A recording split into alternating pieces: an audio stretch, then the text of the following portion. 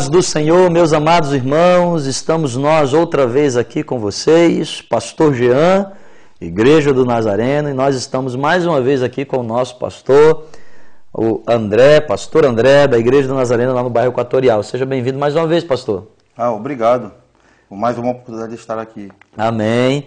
E você, muito obrigado porque você abre a porta da sua casa, a janela, para nos receber. Pastor André, semana passada nós estávamos aqui falando sobre como foi a tua conversão.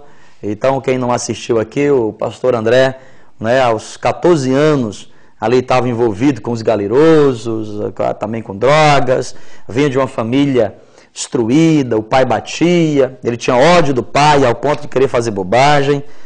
Daí tínhamos o Valdemir, não é isso? Que te convidava para ir para a igreja, mas você não aceitava, até que um dia você resolveu ir para a igreja, entregou a vida para Jesus numa escola dominical lá na Assembleia de Deus do Buritis, e hoje é pastor na Igreja do Nazareno, onde o teu pai é tua ovelha.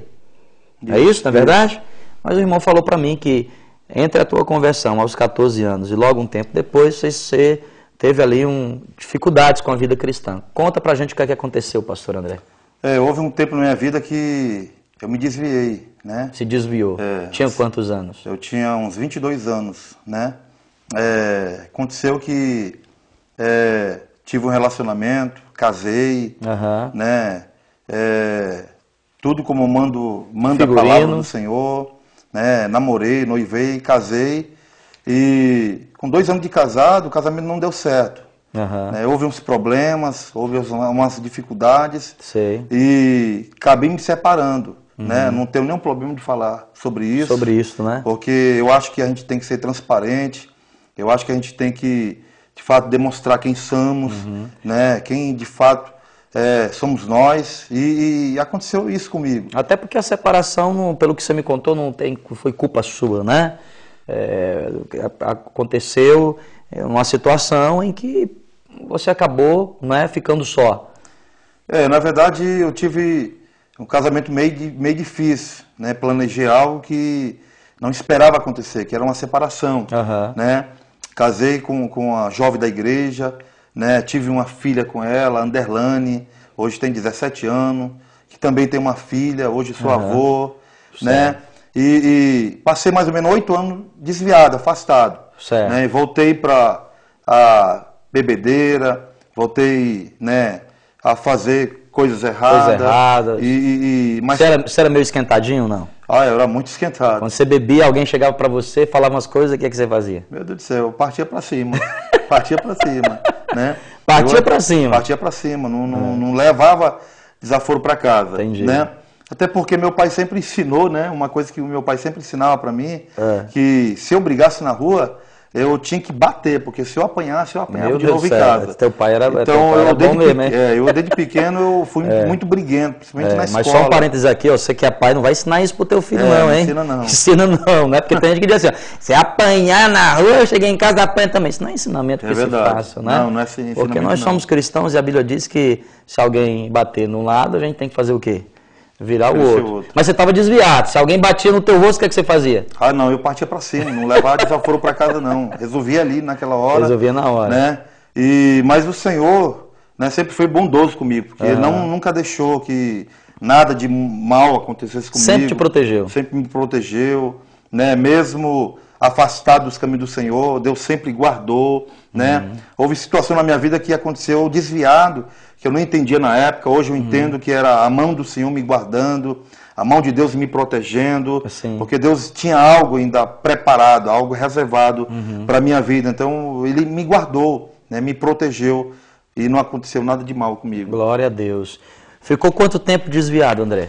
Pastor, fiquei mais ou menos 8 anos. 8 anos 8 anos desviado. Entendi. Né? Cheguei a um ponto em que não queria mais saber de igreja, estava revoltado, não contra Deus, nem contra a igreja, era revoltado comigo mesmo, né? Havia me decepcionado, estava muito triste, e todas as vezes que alguém pregava para mim, eu ironicamente dizia para os irmãos que eles falassem outra coisa, porque o que eles estavam falando eu conhecia. Já conhecia. Então eu não queria saber, não dava ouvido, virava as costas, mas depois, né, saía, passava algum momento, ou em casa, ou em algum lugar, quando eu ouvia algum hino, algum louvor, aquilo me tocava, eu chorava, né? Eu pranteava, eu me lembrava das coisas que Deus havia feito quando eu estava na igreja. E quando eu estava na igreja era bem melhor do que naquela situação em que eu estava desviado. Deus então estava, né, me abençoando. Eu não conseguia entender, não conseguia ver isso. Eu não conseguia voltar, queria voltar.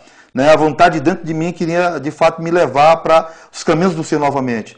Mas o poder do pecado não deixava, a tristeza, a decepção pelo fato de eu ter me separado, de eu ter casado na igreja. Né? Me lembro até quem fez o meu casamento na época foi o pastor Isamar, pastor hoje da Assembleia de Deus. Foi ele que realizou o meu casamento. Se ele estiver ouvindo aí, pastor, abraço para você. Né? Então, para mim, foi muito difícil superar aquela situação. Né? Para mim, foi uma situação muito vergonhosa, muito difícil para superar. Então, eu achei que me desviando, me afastando, voltando, né, para a bebedeira, né, eu ia esquecer, né, eu não queria mais saber daquilo. Mas cada vez mais eu estava me afundando, cada vez mais eu estava me afastando, cada vez mais eu estava morrendo. E não morrendo só espiritualmente, mas eu estava morrendo fisicamente. Porque, né, eu sofri na vida tanto que, né, eu fiquei, né, perdi praticamente tudo. Estava perdendo a saúde, estava perdendo a vida. E houve uma pessoa muito importante na minha vida que me ajudou nesse período, que foi minha mãe, né, que nunca me abandonou e que sempre orou por mim. Nos momentos mais difíceis da minha vida, ela sempre estava ali ao meu lado, dizendo que Deus ia mudar a história, que Deus ia me dar vitória, que eu precisava levantar minha cabeça, né, que Deus tinha o melhor para mim. Eu acredito que ela sempre orou por mim, sempre ela... Né, a única, na minha família, foi a única que não se afastou. Não se afastou de você. Foi ela que então permaneceu como esteio da casa, como coluna da minha família. Então ela sempre permaneceu. Né, eu sei que ela não sofria muito com aquela situação. Ela chorou junto comigo. Ela sentiu minhas dores. Ela sofreu comigo mesmo. Né, fez o papel de mãe mesmo. Fez o papel de mãe, de amiga, de companheira. Né? E você, mãe, que está me ouvindo, não desiste do seu filho, viu? Ore por ele, porque Deus então pode mudar a história do seu filho, eu creio nisso. Glória a Deus, que bênção, olha que história. Pastor, então, aí você se reconciliou e certamente, né, começou a voltar a andar com Deus. Como é que foi esse teu chamado, então? Hoje você é pastor, como é que foi isso, né? Eu sei que você fugia bastante dele, conta para as pessoas como é que foi esse processo de se render ao chamado de Deus para ser pastor. Pastor, como a palavra do Senhor fala que quando a gente não vem pelo amor, a gente vem pela dor. E eu posso dizer que eu vim pela dor, né? O meu pai também passou um momento na vida em que ele se desviou, se distanciou dos caminhos do Senhor, e ele voltou também para os caminhos do Senhor, né? E nessa época ele falou daquilo que Deus estava fazendo na vida dele, e ele me convidou para ir para a igreja. E eu não dei atenção, não dei bola. Ele até me falou algumas coisas que haviam falado ao meu respeito lá na igreja, sem me conhecer. E eu não dei muita confiança, não dei muita bola, né? E depois de uma semana que ele havia me falado, eu sofri um acidente, né? Quebrei minha cabeça, quase perdi a minha perna e sofri mais ou menos um mês. Agonizando de dor, né? Minha perna ficou inchada, ficou podre, estava ficando já podre. E foi quando eu naquele exato momento, na minha cama ali, chorando de dor, eu pedi para Deus que então Ele não deixasse eu perder minha perna, que Ele permitisse que eu então tivesse condições de voltar para a igreja, porque eu sabia que aquilo ali era a mão do Senhor. E eu precisava então voltar para a igreja. Eu disse para o Senhor naquele dia, né, que se Ele não deixasse eu perder minha perna, eu voltaria para a igreja. E com uma semana depois, a minha perna começou a desinchar, e eu voltei a andar, e a primeira coisa que eu fiz foi voltar para a igreja. Voltar para a igreja. E eu me reconciliei, voltei para o Senhor, né? E me reconciliei em outro ministério. Não foi na Igreja do Nazareno. Foi no outro ministério, né? E acabei me reconciliando lá. E nessa igreja lá eu frequentei 4 anos. Né? Fui muito abençoado. Deus me abençoou muito. E Deus então começou a trabalhar. Começou então a falar o meu coração com com respeito ao chamado, que eu então tanto fugia. Deus usava pessoas para poder confirmar isso? Deus usava pessoas, né, em vários lugares. Eu, depois que eu me reconciliei, eu então não permaneci nesse ministério por causa disso, né, porque Deus usou pessoas lá que queriam me usar, e eu não queria dar crédito a isso. Entendi. Eu queria fugir. Não, isso não é de Deus não, eu vou pular fora. E eu então saí de lá desse ministério, fui para outros ministérios, visitei outros, e sempre a mesma coisa, sempre falava a mesma coisa. Sempre falava a mesma coisa. Saía de uma igreja, não, isso aqui não é de Deus não, porque está falando que eu vou ser pastor, então eu vou para outro lugar. Chegava em outro lugar, Deus usava aquela outra pessoa para dizer a mesma coisa. Não, não é de Deus não, foi para outro lugar. Até que você chegou na Igreja do Nazareno. E lá na Igreja do Nazareno, o que é que disseram para você? E aí até que eu cheguei na Igreja do Nazareno, né? Aí disseram o que lá? E aí lá disseram a mesma coisa. Não acredito. Aí, quando eu cheguei na Igreja do Nazareno, né? A convite do irmão Gilmar, né, um grande irmão, abraço, irmão Gilmar, ele me convidou para então participar da Igreja do Nazareno, né? E disse para ele, cara, mais uma igreja? Para que mais uma igreja? E eu então aceitei o convite, fui para lá com ele, ficamos congregando, e depois veio para a cidade, né? Ele sempre falava da Igreja do Nazareno, que era uma benção e tal. E foi quando veio para a cidade de Boa Vista, né, da Igreja do Nazareno da cidade de São Carlos, o pastor Jean, né, que é o senhor, né, e comecei então a frequentar, comecei então a ir para a Igreja do Nazareno. E eu imaginei comigo mesmo, não, essa igreja aqui é diferente. Eu acho que não tem, né, essas pessoas que Deus usa, né? Não, essa igreja aqui é light. Revelação, essa igreja aqui é light. Ninguém vai falar que eu tenho chamado. É isso. Eu achava que isso ia acontecer. Não ia acontecer, né? Eu imaginava comigo mesmo, né? De não, tá bom. Eu quero só ficar sentado. Ouvindo, né? Não quero me envolver com nada. Mas até que um belo dia, para minha surpresa, né? Deus usou aqui o pastor Jean e me falou a mesma coisa daquilo que eu já sabia há muito tempo. Né? E aí não teve jeito. E eu continuei, né, lutando contra isso, porque são 4 anos hoje na Igreja do Nazareno, né, mas lutando todo o tempo, né, para então fugir desse chamado. Né? André, nosso tempo está acabando, muito bom conversar aqui contigo. Nós temos um pouquinho de tempo só.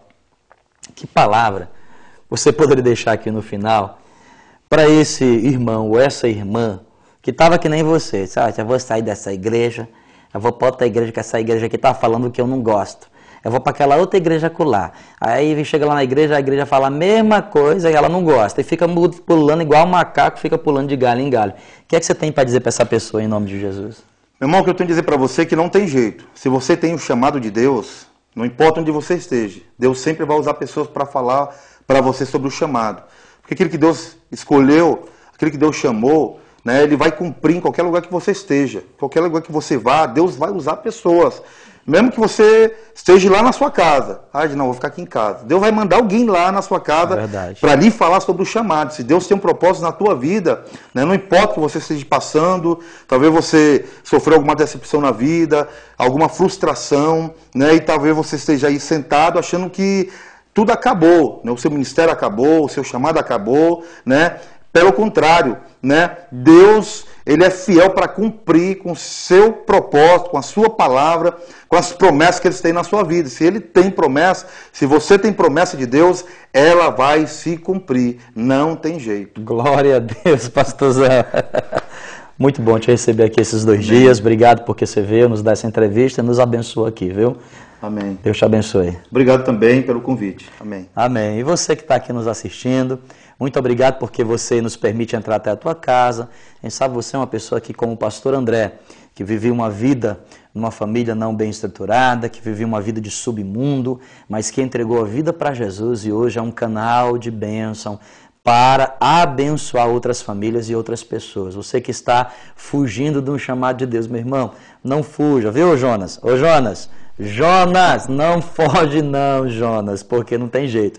Ou você vai para Nínive, né, debaixo das asas de Deus, ou você vai ter que ir, meu filho, quem sabe, na barriga do grande peixe. E o pior, hein, foi cuspido ali fora, teve que caminhar vários dias para poder chegar até lá. Então, não adianta fugir, porque o que Deus tem para a tua vida, de fato, vai se cumprir. Obrigado, continue com a nossa programação, Deus te abençoe, um fim de semana abençoado. Vai para a igreja, hein? esteja na igreja, na sua igreja, em nome de Jesus. Amém.